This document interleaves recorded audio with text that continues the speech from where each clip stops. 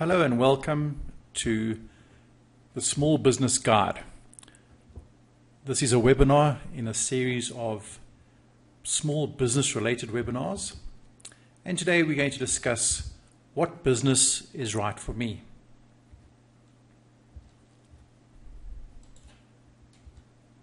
Hello, my name is Derek Vogt and I'm a professional accountant. I've been servicing small businesses for over 20 years.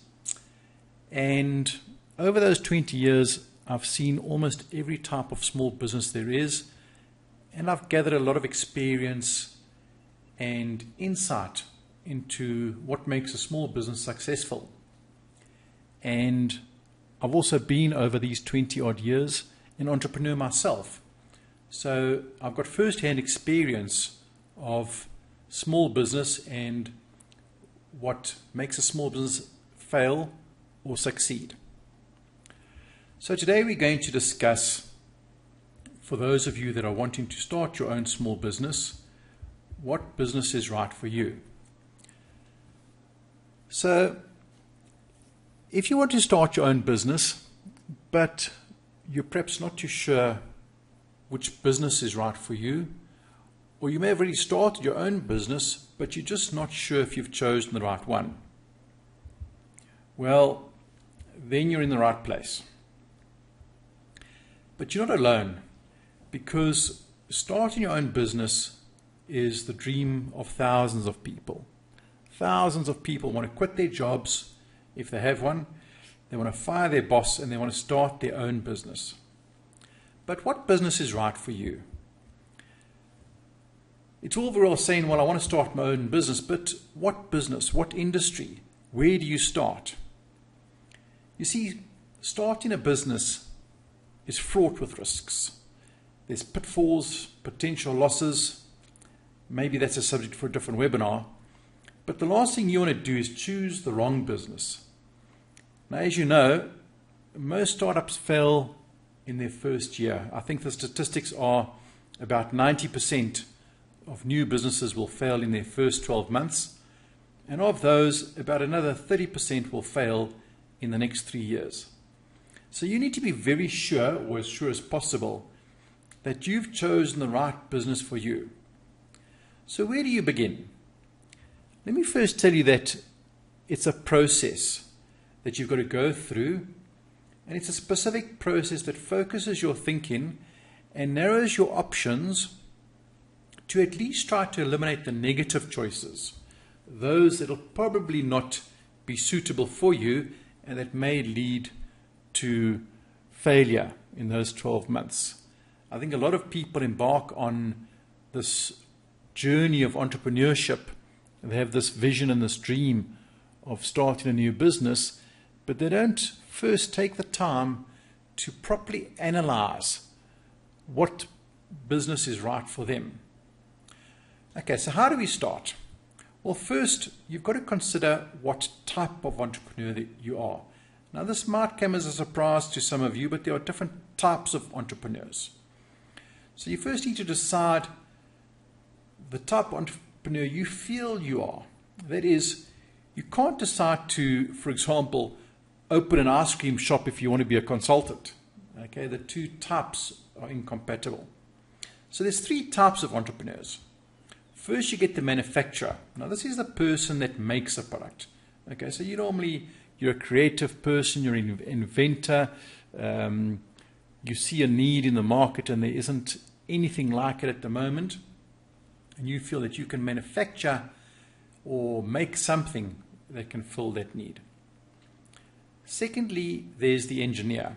Now, the engineer, he also makes a product, but he makes tools for others. And then lastly, there's the retailer that sells other people's products, and probably the most recognized type of entrepreneur.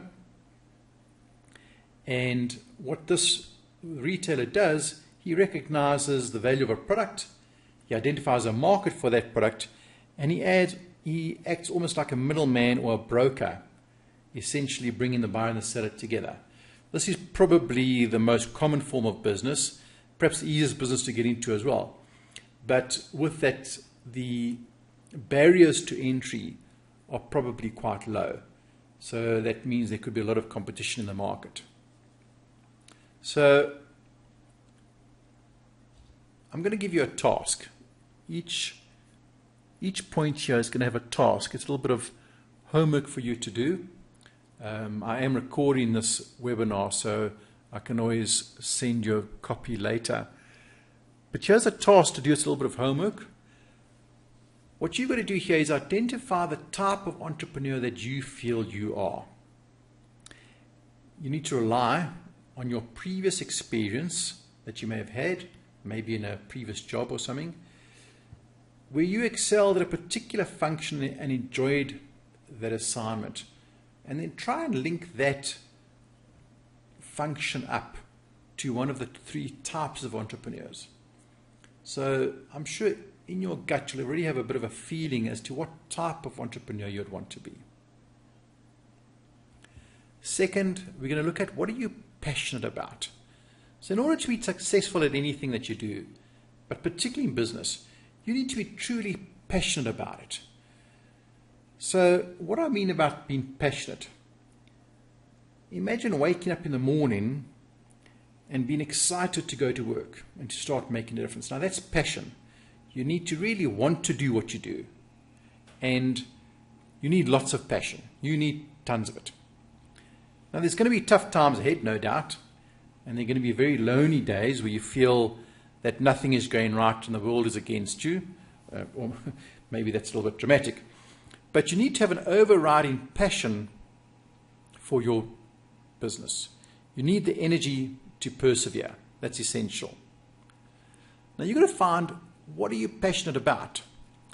Maybe you've got a hobby or an interest that you really care about and you really enjoy doing. You might be an avid book reader.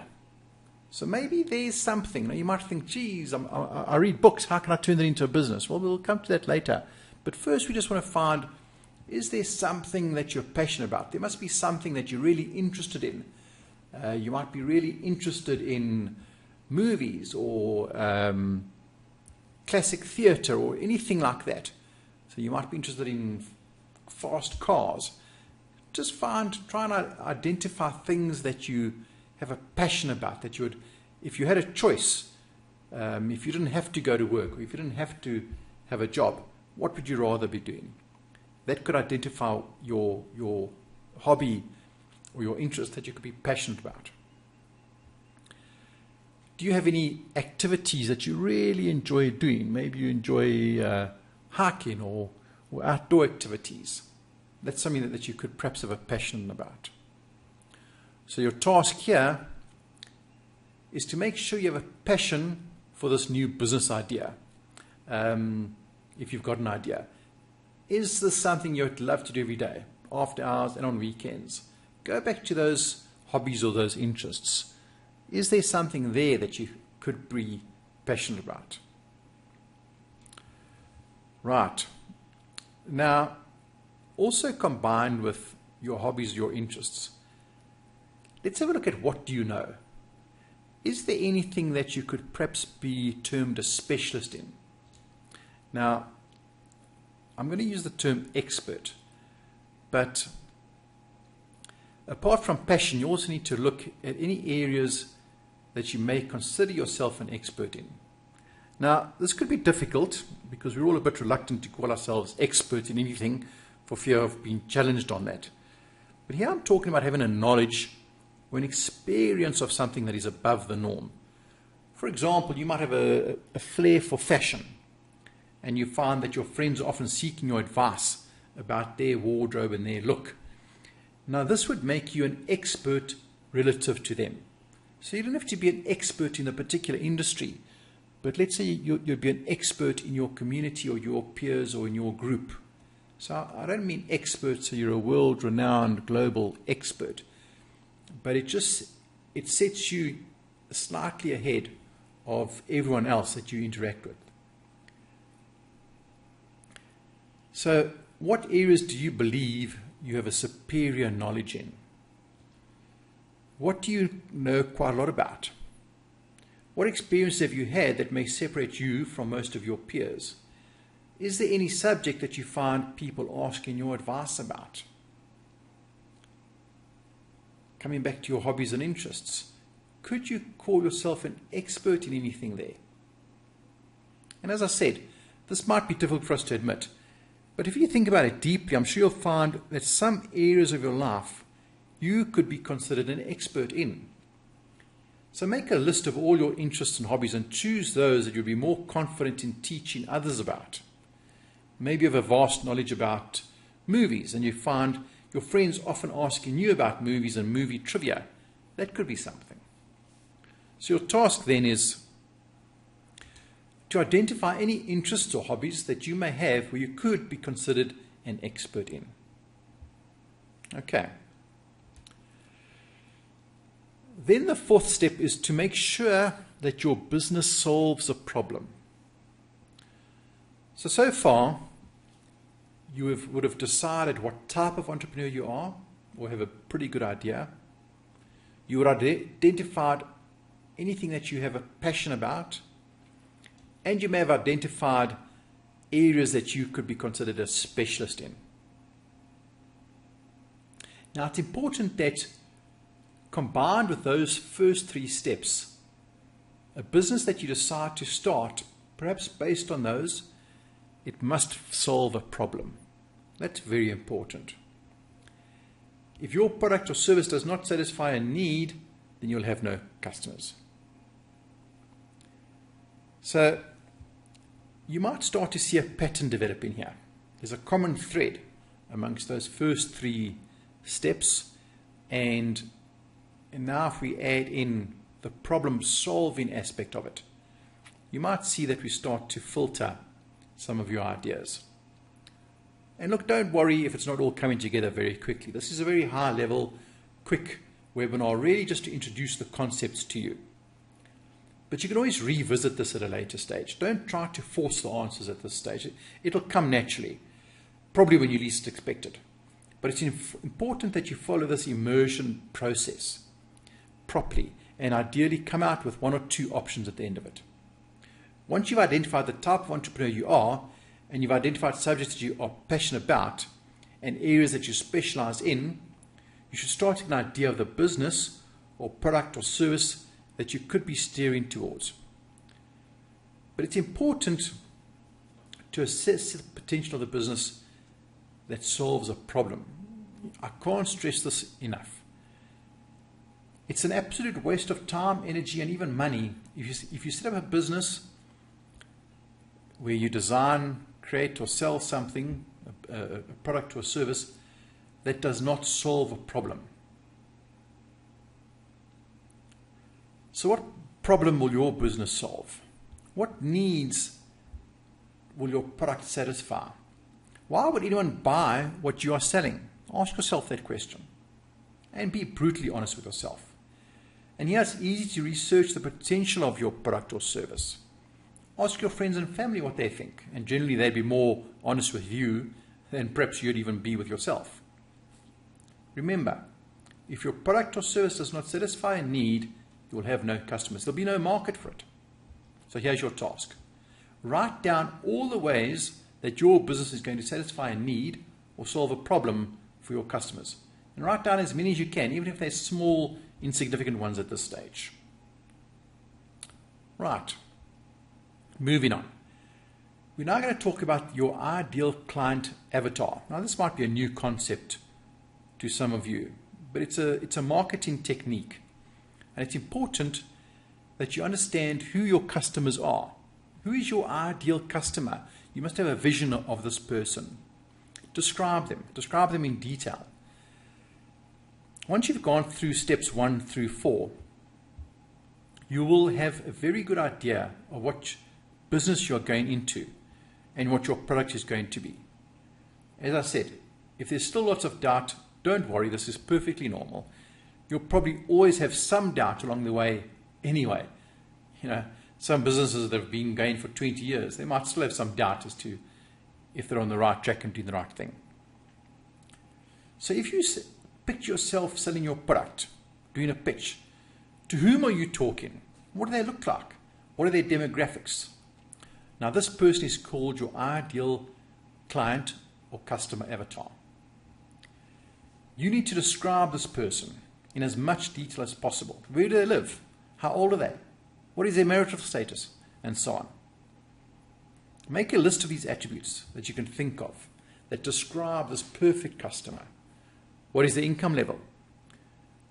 Now also, don't worry if it's not an individual.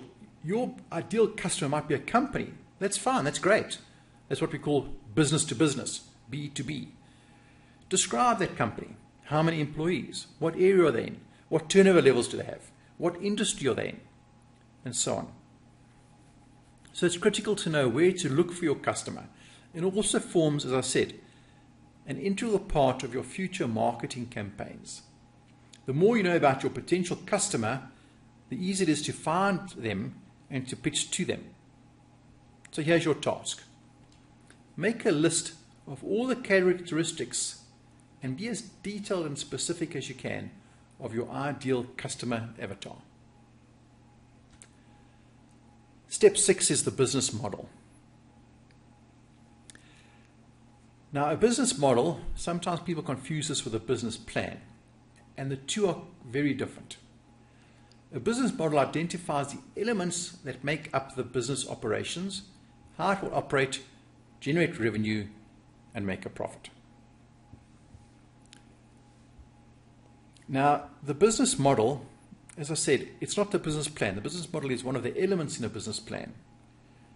Now, I go into this in a bit more detail in my online course called the Small Business Guide. If you go to smallbusinessguide.info, there'll be some more detail about it there. And it's important to explain the concept of a business model. As I said, most people confuse this with a business plan, but it's not. So a business model will identify how the business is going to work. So for example, if you're going to sell ice cream, it's important to understand right up front, are you going to manufacture the ice cream that you sell, or are you going to buy it in from a supplier? Are you going to have a shop, or are you going to sell it online? Or are you going to have an ice cream cart that you're going to have at fairs and things like that? So all those are elements of the business model. The business model must show that the business will be viable if certain market-related assumptions as to the selling price, the sales volumes, and so on are made. So there's no point in having an idea for a product if it cannot be sold at a competitive price. All right, so that's what the business model does. So it takes into account all those elements that will make up the processes for the business.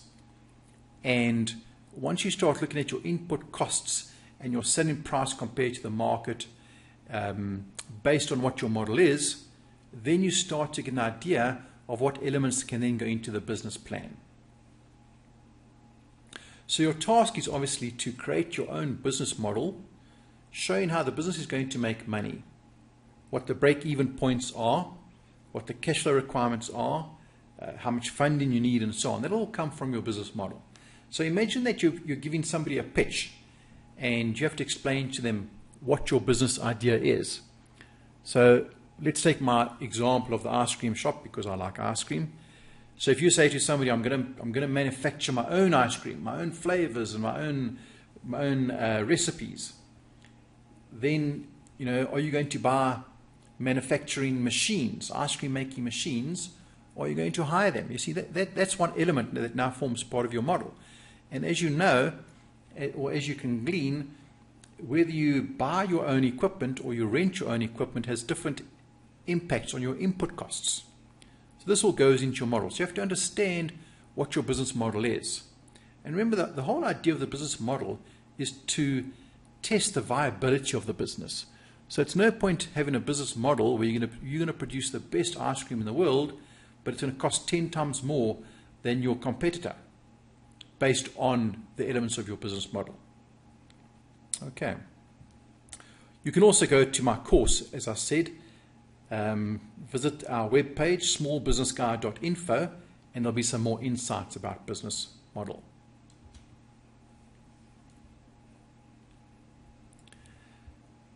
Then our next step is to run our proof of concept. Now you need to test the product or service to make sure it's viable, make sure it actually works as intended. This will also go some way to testing your business model too, as it'll give some clarity as to the assumptions that you made in your business model. You've got to test the market. So the proof of concept is really a test that you undertake to gain evidence that your design or your product or your business idea is feasible. Does it work as intended? Does it solve a problem? Going back to our previous point. And importantly, will it do so at a market-related price?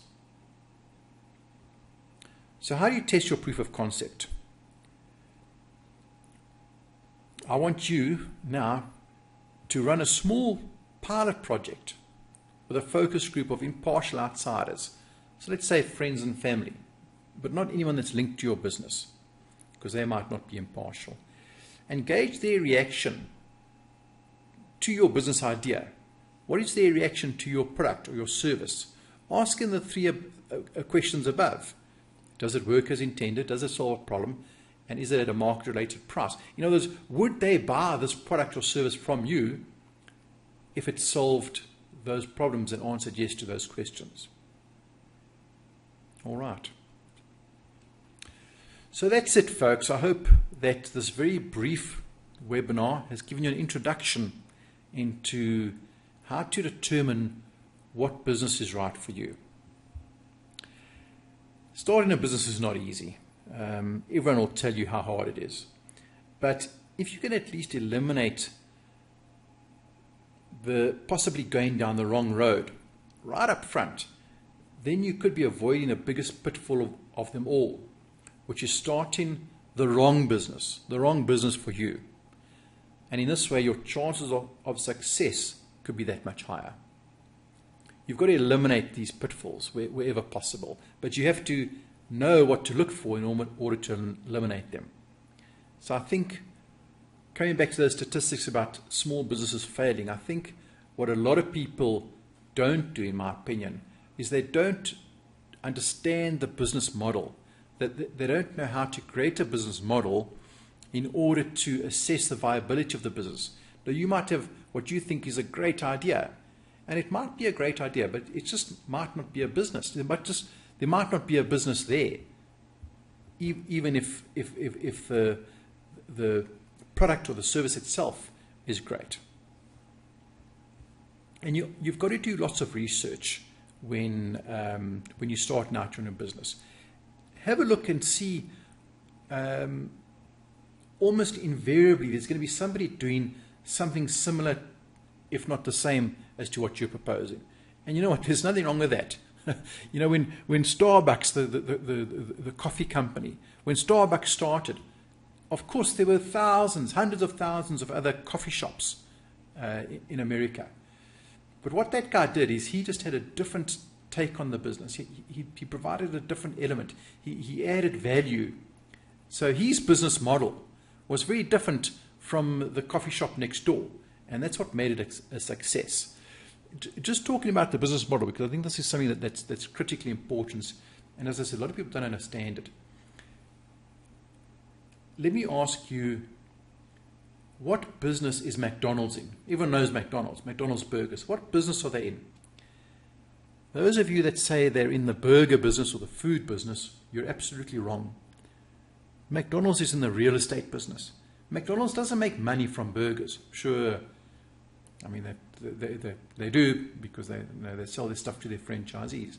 But where they really make their money is they buy the lots where the McDonald's restaurants are built on, and they rent that space to their franchisee. They really make money out of that rental. That's the business they're in. They're landlords, and they make rental income. They don't make money from selling burgers. So that's the business model. So you've got to understand that Ray Kroc, he understood that. And he understood that the business model, the McDonald's business model, is real estate. It's not food. So as soon as you understand what your business model is, you can then assess the viability of your business. I just want to end off by talking a little bit about the Small Business Guide, my online course. As I said, you go to smallbusinessguide.info and you'll get some more information about the course. It covers everything from the business model through to a business plan. We go through a comprehensive business plan, marketing, raising finance, and everything else in between. There's loads of free bonus material that's included in the course in the form of free ebook giveaways, extra material. We've got what we call our Business in a Box free giveaway, and that's all worth over 10,000 Rand.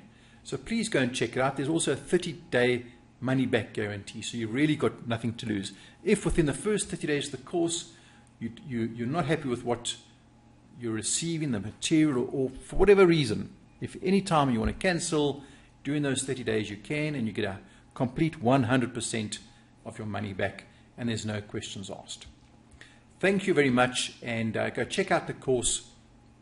I'm sure you'll find it useful if you found any part of this webinar interesting. So where to from here? Make sure that you've subscribed to our newsletters at smallbusinessguide.info. If you haven't already signed up, then please do so. You'll get very informative newsletters every week or couple of days. You're welcome to email me if you have any questions at any time. The email is on the website, but it's guru@smallbusinessguide.info. You can go check out our Facebook page, go like the page. There's posts there from time to time, and you can always leave comments on that page. If there's any ideas or questions that you have at any point in time, please feel free to interact with us. We would love you to do that. Thanks, and have a good day.